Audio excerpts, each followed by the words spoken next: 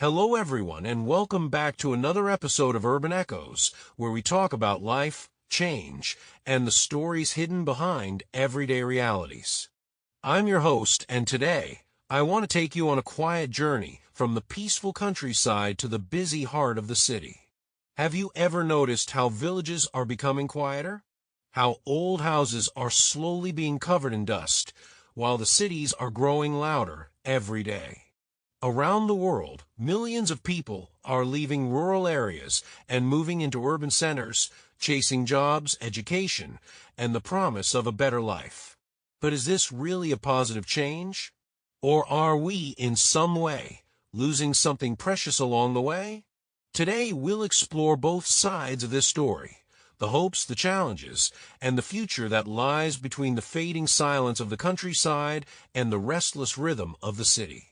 So, please grab a cup of tea, take a deep breath, and let's begin. Let's start by asking the most important question. Why are rural people moving to cities in the first place? The answer lies in one simple word: opportunity. For centuries, human life in villages revolved around farming, fishing, and small-scale trade. Life was stable but slow. Then industrialization arrived, factories, technology, and the global economy began to reshape everything. Cities became magnets, attracting anyone who dreamed of something more. In many developing countries, this movement is especially visible. In Vietnam, for example, young people often move from rural provinces to big cities. They're not just looking for higher salaries, they're searching for education, modern lifestyles, and personal growth. Rural life, though peaceful, often lacks basic infrastructure, quality schools, hospitals, and reliable public transport. For many families, the city represents the gateway to opportunity, where children can study in better schools, where health care is accessible, and where careers can flourish beyond the boundaries of agriculture. But there's also something deeper. Cities offer diversity, a place where you can meet people from different backgrounds, exchange ideas, and discover new perspectives. For young people, this can feel like freedom, a chance to reinvent themselves. So in one sense, rural to urban migration is a natural part of modernization, an inevitable step in human progress. However, as we'll see next, every bright light also casts a shadow. There's no denying that urban migration has brought remarkable benefits, not only for individuals but also for society as a whole. First, it stimulates economic growth. When people move to cities, they contribute to the labor force, fill jobs, and help industries expand. Many global economic powerhouses, from Seoul to Shanghai, from London to New York, owe their success to the steady flow of people from rural areas bringing energy, labor, and ambition. Second, urbanization often drives greater innovation and productivity. When people live close together, ideas spread faster. Collaboration becomes easier. Cities are, in many ways, incubators for creativity. Think about the rise of tech startups, cultural movements, or art communities. Most of them are born in urban centers. Third, this migration helps reduce rural poverty. When one family member moves to the city and finds a stable job, they often send money back home, which improves living standards for the entire family. In countries like the Philippines, Vietnam, or India, remittances from city workers have lifted millions of rural households out of poverty. And finally, there's the personal growth factor. Living in a city exposes people to diversity in culture, technology, and mindset. It builds independence, resilience, and adaptability. Someone who once worked on a rice field might become a technician, an entrepreneur, or even a university graduate. So yes, migration can be a positive force. It can empower individuals to break free from limitations and open doors to endless possibilities. But of course, every coin has two sides, and the other side isn't as shiny. Now let's slow down for a moment. While cities grow, the countryside empties, and that emptiness comes at a cost. First, rural areas are losing their young population. Villages are filled with elderly people while the youth move away. This leads to labor shortages in agriculture, declining productivity, and the slow disappearance of traditional lifestyles. In many countries, farming is no longer seen as a desirable job.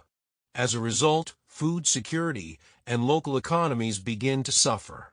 Second, cities become overcrowded and polluted. Urban areas were never designed to hold millions of newcomers all at once. Overpopulation leads to traffic jams, housing shortages, rising rent prices, and public service overload. You can see it clearly in megacities like Jakarta, Manila, or Mumbai, where slums grow faster than skyscrapers. Third, there's the emotional and cultural loss. When people move away from their villages, they often leave behind their community, family, and traditions. Festivals become smaller. Local dialects start to disappear. Even the concept of neighbor begins to fade. The sense of belonging that once defined rural life is slowly being replaced by anonymity, by a lifestyle where people share the same elevator but rarely share a conversation.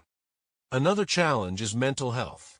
City life, though exciting, can be isolating. The constant competition, noise, and fast pace can make people feel lonely or disconnected. Studies show that depression rates tend to be higher in urban populations. And finally, we can't ignore the environmental cost. When cities expand, forests are cleared, air becomes polluted, and natural resources are consumed faster than they can be replaced. Meanwhile, rural land, once fertile and green, is abandoned, leading to an imbalance in ecological systems. So while urban migration offers growth, it also creates gaps, social, economic, and emotional. So what can we do? Should we stop people from moving to cities? Of course not. But maybe we can rethink how we grow. In an ideal world, development shouldn't mean desertion. Instead of forcing people to choose between city and countryside, we can make both better places to live. Governments can invest in rural infrastructure, build better schools, hospitals, and internet access. When people feel they can have a decent life in their hometown, they're less likely to leave. At the same time, cities can be planned more sustainably with affordable housing, green spaces, and efficient public transport to avoid overconcentration. On a personal level, we can also reconnect with our roots. Visit our hometowns, support local products, keep family traditions alive. Modern life doesn't have to erase where we came from, it can simply add to it. Personally, I believe migration itself isn't the problem.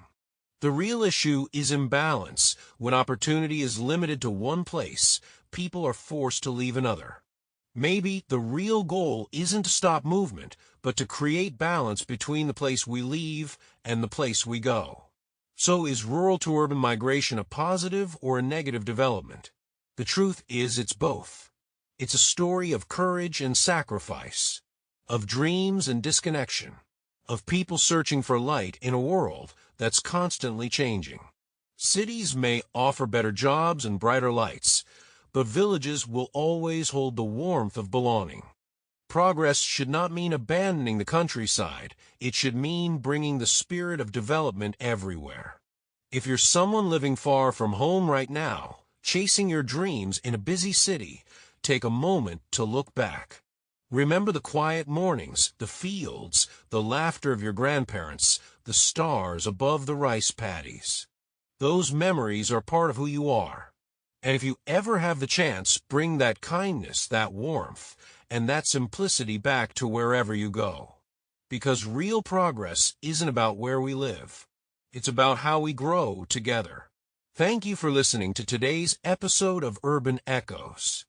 If this story resonated with you, don't forget to share it with a friend who might need a gentle reminder of home.